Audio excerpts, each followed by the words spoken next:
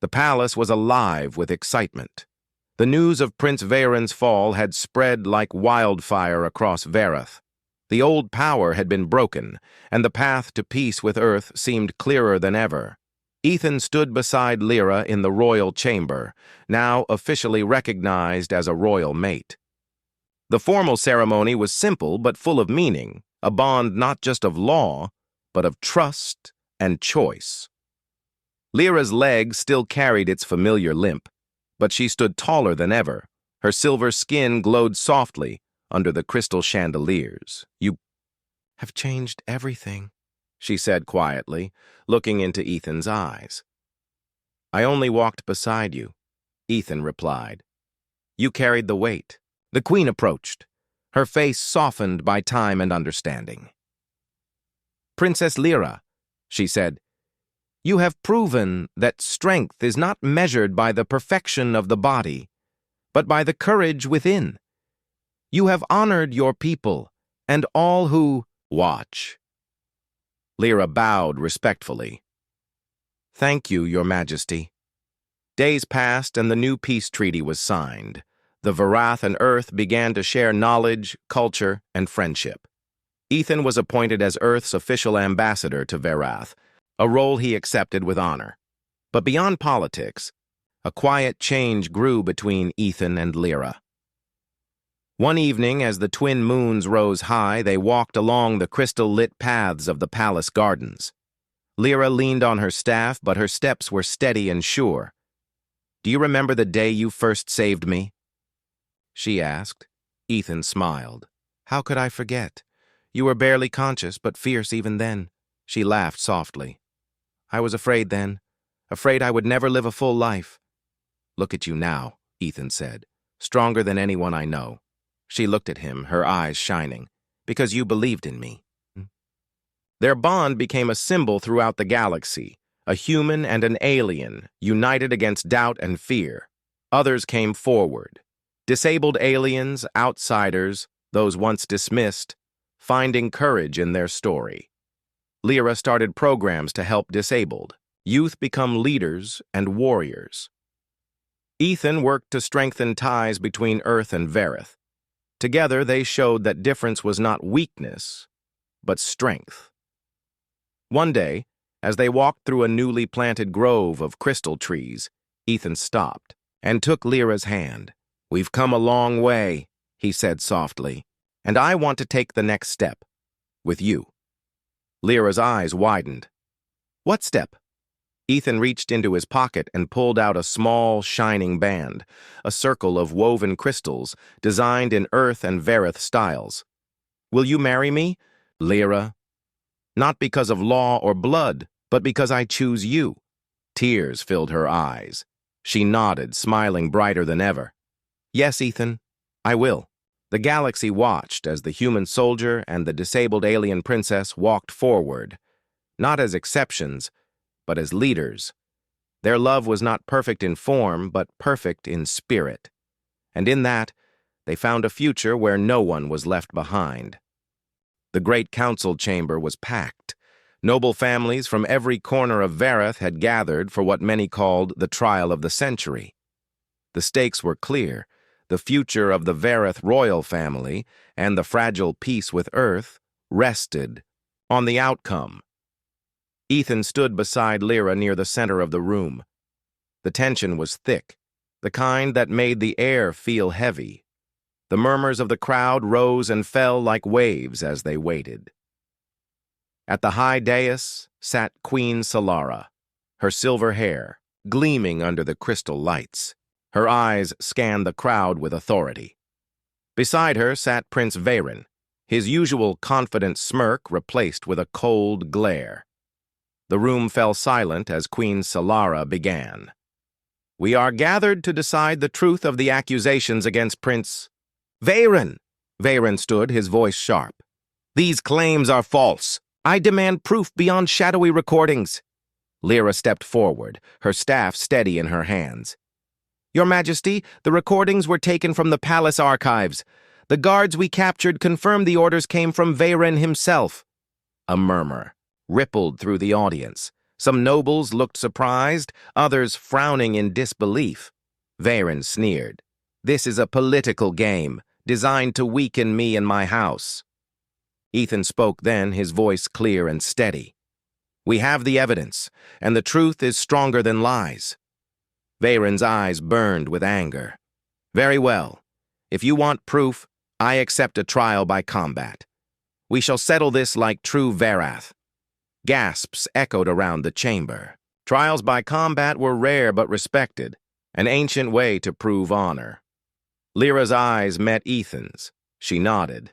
"I accept," Ethan said, surprising many. A human soldier challenging a Varath prince in combat?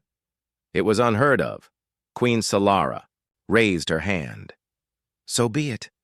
The trial will begin at dawn." That night, the palace was restless. Ethan trained in the courtyard under the glow of the moons. Lyra watched, her staff in hand, but her eyes filled with pride. "You fight well, Ethan," she said softly. "But you must understand, the trial is not just strength. It is strategy, mind, and honor." Ethan smiled tiredly. "I'm ready for whatever comes." Lyra moved closer. "I will be with you. We fight as one." The words settled between them like a promise. Dawn arrived cold and clear. The great arena was filled with thousands of spectators, nobles, soldiers, diplomats, and citizens alike. The two combatants stood at opposite ends. Varen was tall and strong, his movements precise and confident. Ethan was smaller, but agile, his military training sharp and focused. The fight began with a clash of blades, Varen's energy sword flashing, dangerously close to Ethan's side. Ethan dodged, rolling beneath a heavy strike. Lyra watched from the side, her heart pounding. She called out instructions in the Varath silent code, a series of gestures and subtle signals, hoping Ethan would understand. Ethan caught her meaning and adjusted his stance. He moved with more caution, watching Varen's patterns, looking for an opening. Suddenly, Varen lunged with a powerful strike aimed to end the fight. Ethan blocked with his forearm, feeling the force jar his bones.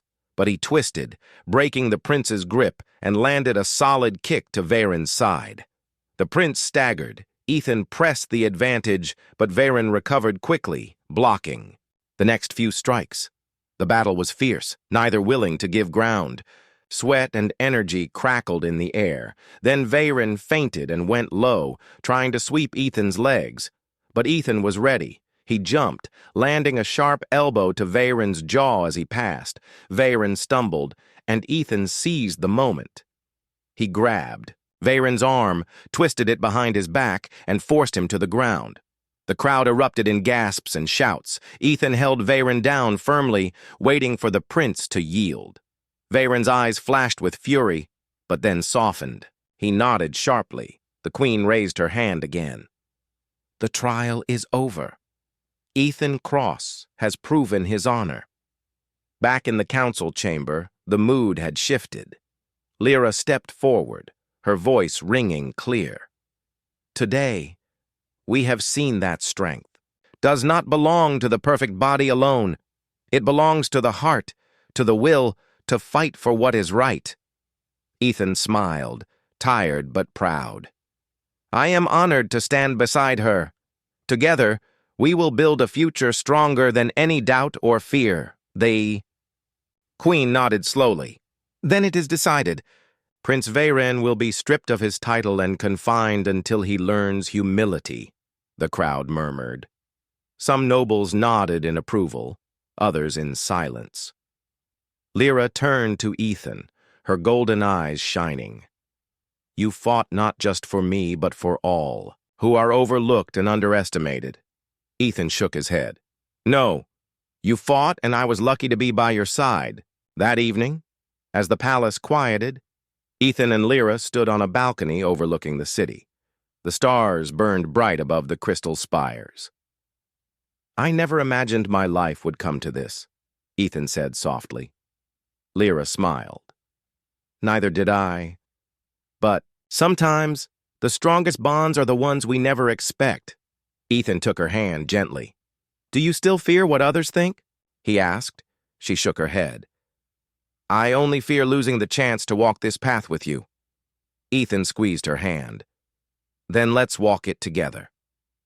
As they stood beneath the stars, the city below began to change, a future built not on old fears, but on new hope. The voice echoed coldly in the archive chamber, bouncing between the glowing crystal pillars. Prince Veyren stepped into view, tall and broad-shouldered, his silver skin gleaming under the dim light.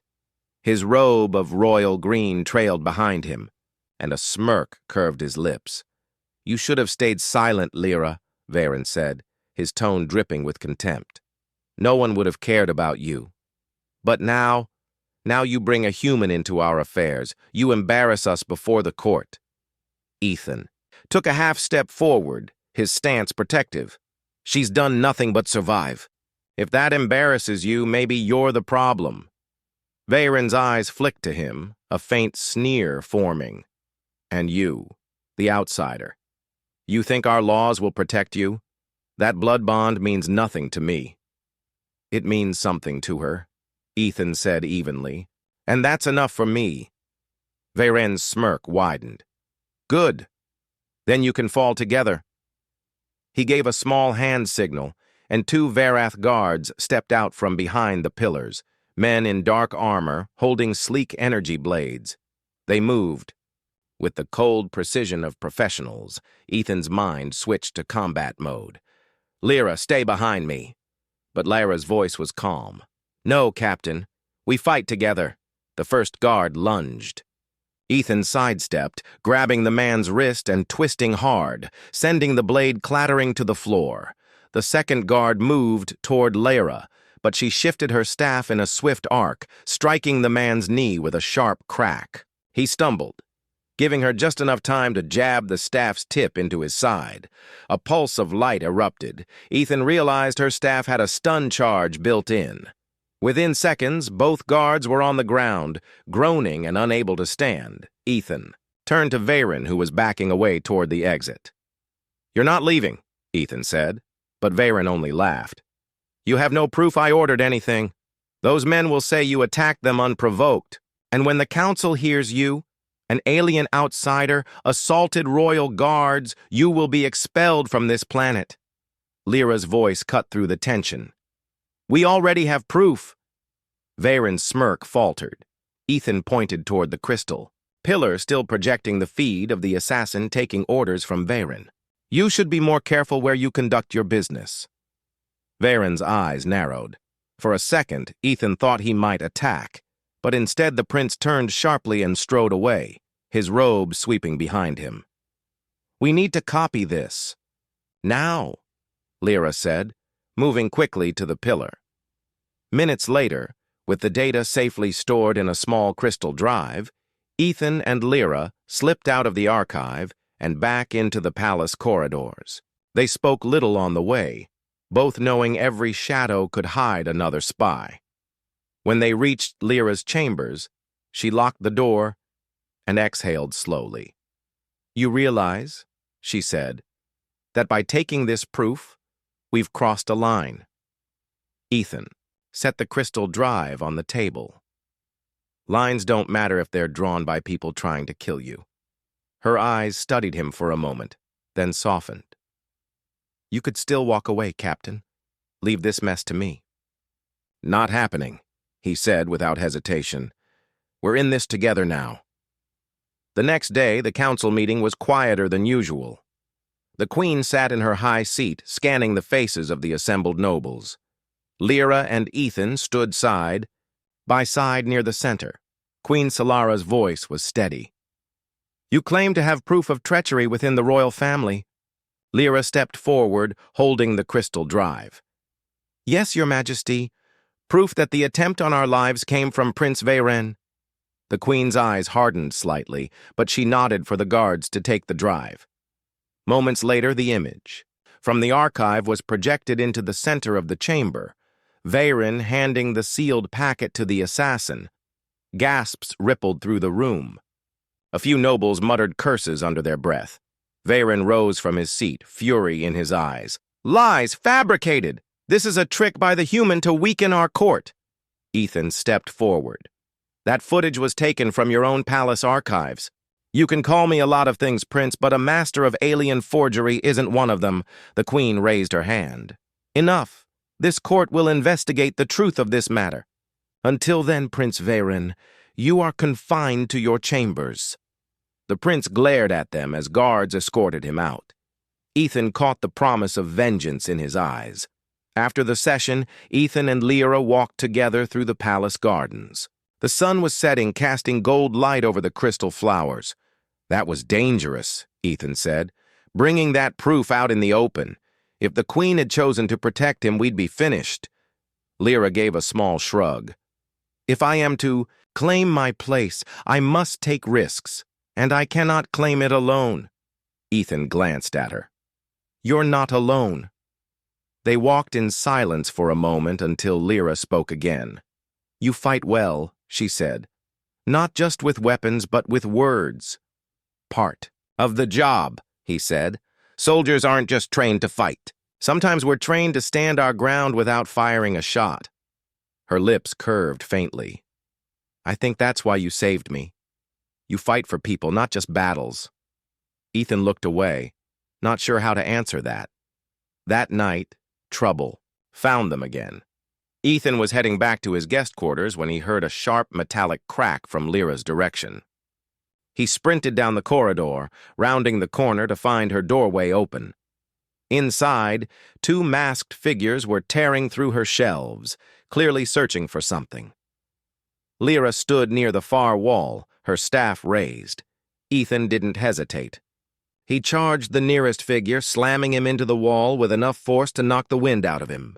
The second spun toward Ethan, but Lyra moved first. Her staff swept low, hooking behind the intruder's legs and sending him crashing to the ground. Within seconds, both were restrained. Lyra's breathing was quick, but her voice was steady. They were after the copy, Ethan frowned. I thought the council had the only copy. They do, she said, but I kept one more. She crossed to a hidden panel in the wall, opening it to reveal a small crystal identical to the first. In case the council's version mysteriously disappears. Ethan nodded approvingly. Smart, but then his eyes narrowed. You realize this means they'll keep coming until they think it's destroyed. I know, she said simply, which means we must stay ahead of them. The next morning, Ethan asked Lyra to meet him in the palace training hall. The wide space was empty, its floor lined with mats. Weapons of different designs hung along the walls. What is this? Lyra asked, raising a brow. Lesson 1, Ethan said. If they keep coming for you, you need more than a staff. I'm not a soldier, she replied. Neither am I anymore, he said, but I still know how to protect myself, and I can teach you. For the next hour, he showed her simple human defense techniques, how to break a grip, how to use an attacker's weight against them. Lyra learned quickly, adjusting for her leg by shifting balance to her stronger side. When she managed to throw him off balance during a mock attack, she allowed herself a small smile. You learn fast, Ethan said. I've been learning to survive my whole life, she answered. That afternoon, as they walked to another council meeting, Lyra leaned closer to him. You know, Captain, she said, if we keep winning against my enemies, some might actually start to believe in this bond. Some already do, he replied. She studied him for a moment. And you? Do you believe in it? Ethan didn't answer right away, but he knew the truth. He had come here for a treaty, nothing more. Yet now, standing beside her, he felt something else, something stronger than politics. I believe in protecting what matters, he said finally. And right now, that's you. Her golden eyes softened, but before she could reply, the council doors opened, and every eye turned toward them. The game was still far from over. The palace guards were still searching for the assassin when Ethan and Lyra were escorted to a smaller, more private chamber deep inside the Vareth palace.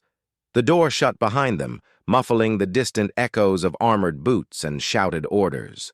Lyra sat near the center table, her staff leaning against her chair. She looked calm. But Ethan noticed how her fingers tapped lightly against the polished wood, a quiet rhythm that betrayed her thoughts. "They will not find him," she said at last. Ethan tilted his head. "Why not?" "Because the assassin was not an outsider. He was sent by someone within the palace," Lyra said. "That is why he moved so freely and why he knew where to strike." Ethan frowned. "An inside job? You're saying someone in your own family's court wants you dead?" Her golden eyes met his. "Not just me. Us. The moment you pulled me to safety, they knew the rumors were true. That bond, whether you claim it or not, makes us one in their eyes. They fear what we might become together."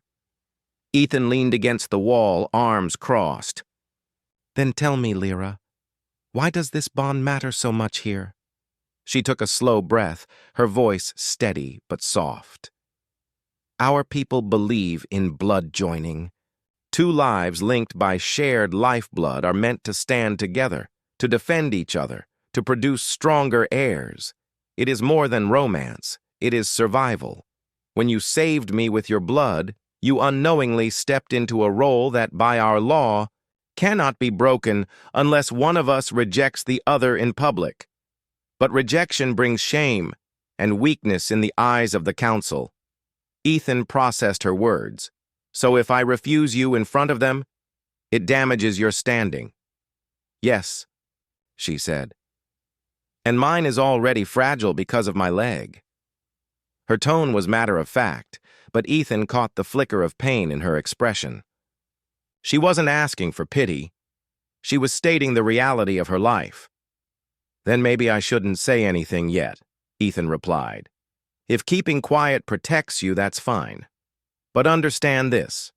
On my world, I can't promise something I don't intend to keep." Her lips curved faintly. "And do you intend to keep this bond?" Ethan didn't answer immediately. He didn't know if this was fate, coincidence, or politics. But he did know one thing. Twice now, he had shielded her without thinking. That had to mean something. "For now," he said finally, "I'll stand with you." Later that day, the Peace Council resumed in a grand meeting room. The humans sat on one side of a long crescent table, the Verath nobles on the other. At the center, Queen Solara presided like a judge over a tense trial. Ethan noticed the stares again, the way noble eyes flicked between him and Lyra. She was seated slightly behind the queen, but her presence was like a quiet anchor in the storm. Even with her staff resting at her side, she sat tall, head high. The queen's voice rang out. "We will discuss terms, but first, we address the attempt on Captain Cross's life." Ethan quickly corrected her. "It wasn't just on me. The shot was aimed at both of us." A ripple went through the Verath side of the table. The queen's eyes narrowed slightly, but she didn't deny it. One older noble leaned forward, his silver skin glinting under the lights. "Perhaps the human speaks truth. But if enemies already see them as one, then perhaps we should decide if they are one." The word sent a wave of murmurs through the chamber. Lyra remained still, but Ethan felt her eyes on him. "What exactly do you mean by that?" Ethan asked. "I mean," the noble said smoothly, "that if you, Captain, will accept the bond, it could unify factions that now stand opposed. A human hero, a Verath princess, symbolic, powerful. It could bring peace faster than any treaty. Or, another noble cut in, it could divide us even further. Many will see it as weakness, allying with a crippled heir and an alien soldier." Ethan's hands curled into fists under the table. He opened his mouth, but Lyra spoke first. "You speak as though I am not here," she said, her voice low but sharp. "I may walk differently, but I still walk. I still lead, and I do not need your approval to stand beside the one who saved my life." The queen lifted a hand, silencing the room. "Enough. This is not the moment to force declarations.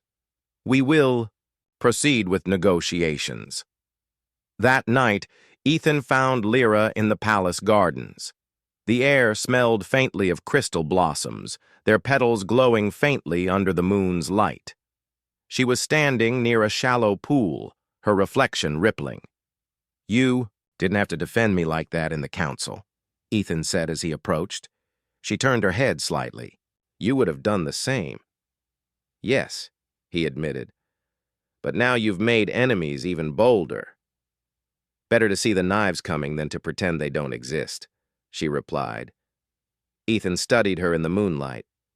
Her face was calm, but her hand gripped her staff tightly. "You've lived with this your whole life, haven't you?" he asked. She nodded once. "From the moment I could walk, I knew I was different. My brothers were strong, fast, perfect. I learned quickly that many would not waste their time on someone they thought would never be a warrior, never a mother, never a queen. And yet," Ethan said, "you're still here." She looked at him then, eyes bright. "Because I refuse to be forgotten." There was a moment of silence between them, filled only by the quiet hum of the blossoms. Ethan finally spoke. "Then I'll make you a promise, Lyra. As long as I'm here, no one will forget you. Not the council, not your enemies. You won't stand alone." Her lips curved into the faintest smile. "Be careful, Captain Cross. In my culture, promises like that are taken very seriously."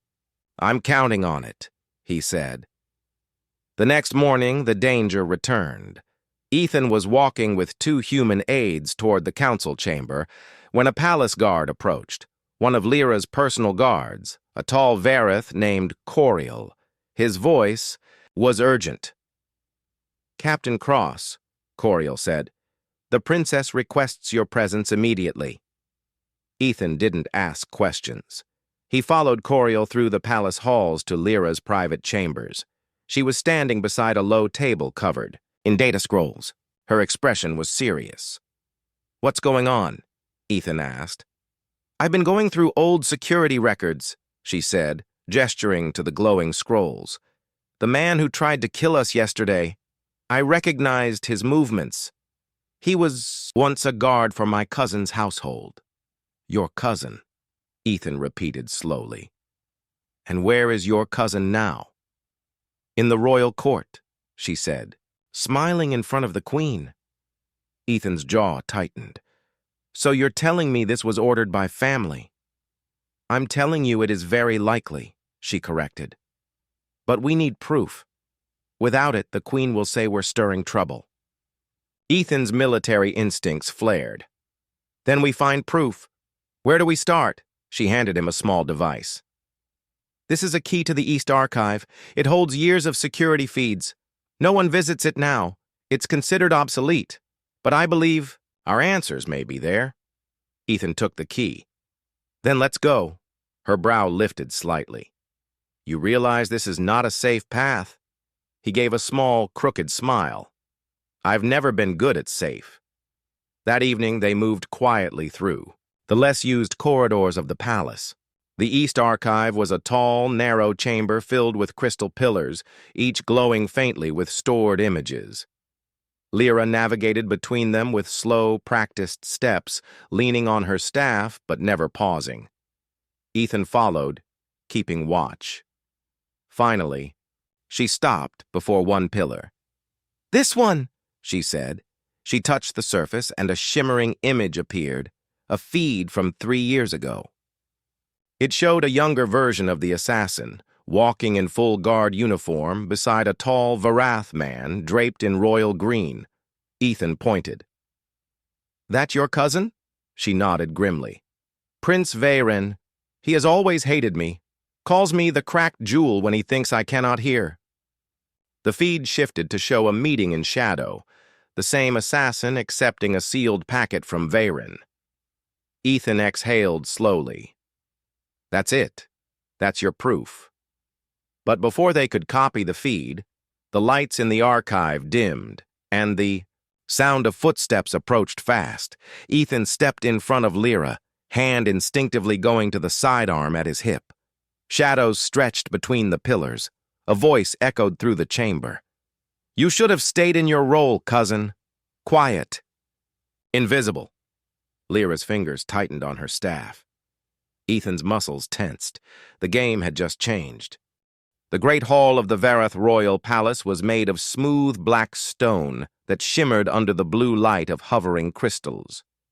Rows of alien nobles stood in silence as the tall human soldier walked between them. His boots echoed on the polished floor. His name was Ethan Cross, captain of the Earth Defense Corps, and this was the first time a human had been invited to the Verath capital after decades of tension. Ethan was here for one reason: peace. Earth and Verath had fought bitter battles along the edge of the galaxy, and now both sides were tired. A treaty could mean no more dead soldiers, no more broken families. He kept his posture straight, his eyes calm, but inside he was tense. The Verath were not easy to read. They had tall, graceful forms, skin that shimmered in shades of silver or pale gold, and eyes like molten metal. They valued strength, both physical and political. As he reached the throne platform, the royal council stood in a half-circle. At the center sat Queen Solara, her silver hair braided with precious stones. She studied him like one might study a dangerous animal, curious but cautious.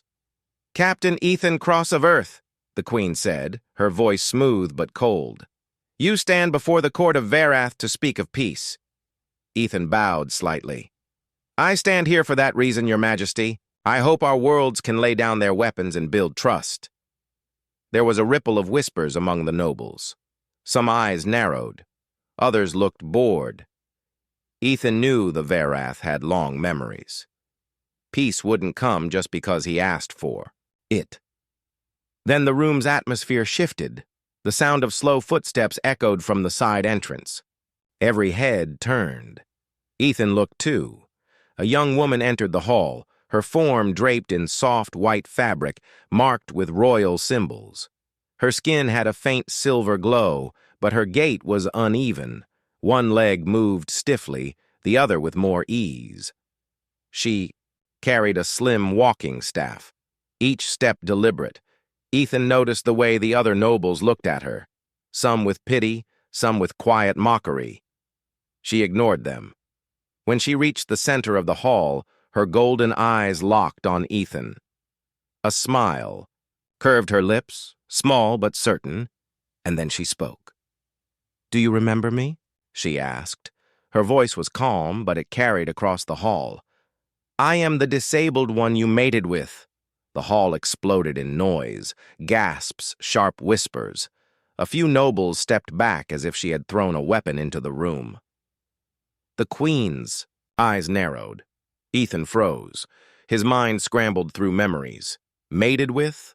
He had never. And then it hit him. 3 years ago, during a mission on the fringe of Verath space, his squad had found a crashed royal transport under fire from raiders. Inside was a wounded young woman, her leg crushed, her body failing. The IE medic had shouted that her blood chemistry was too different for their supplies to work. Ethan had been the only match for an emergency genetic serum. The medic explained fast. His blood could be used to craft a regenerative infusion. It could save her life. There was no time to think about cultural meanings. He had agreed instantly. The medic had injected the serum into her veins while Ethan kept her conscious, telling her she would be okay. She had looked at him with fever-bright eyes, whispered something in her language, and then darkness had taken her. He hadn't seen her again. Now she was here, alive. And apparently, in Verath terms, what he had done counted as a mating bond. Ethan's jaw tightened. Around him, the alien nobles stared, waiting for his answer. The Queen broke the silence. "Lyra, step back," she said sharply. "Do not—" But the young woman, Lyra, did not step back. She stood taller, leaning slightly on her staff, her eyes still locked on Ethan. "I owe my life to this man," she said to the court. "By our law, his gift of blood was not just aid. It was a joining, A bond. She looked back at Ethan. I have searched for you since that day. Ethan cleared his throat, keeping his voice steady. Princess Lyra, I didn't know your customs. On my world, saving someone's life doesn't— In ours, she interrupted. It does.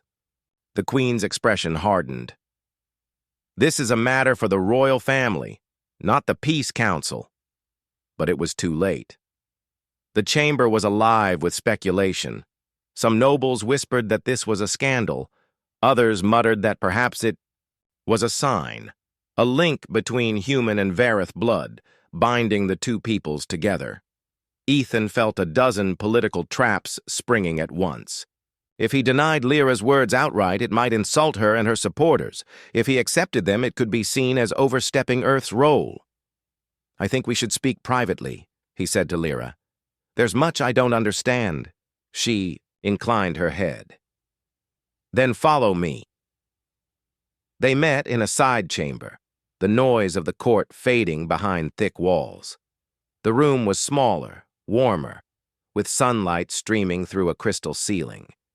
Lyra sat on a cushioned bench, her staff resting beside her.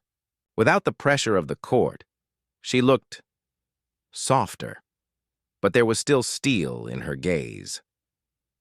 You really don't remember me? She asked quietly. I remember, Ethan said. The crash, the raiders.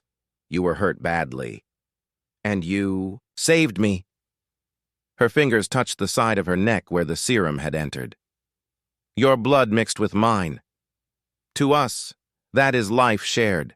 It cannot be undone. Ethan sighed. Lyra, on Earth, that act doesn't mean marriage or mating. It's just what we do when someone's life is in danger. I know, she said. I studied your people after I woke. But among my kind, no one has ever done such a thing for me. No one would. Her voice grew quieter. I was born weak in body. My leg is twisted from birth. Most saw me as unfit for partnership, unfit for the throne. That day, you didn't see weakness. You saw someone worth saving.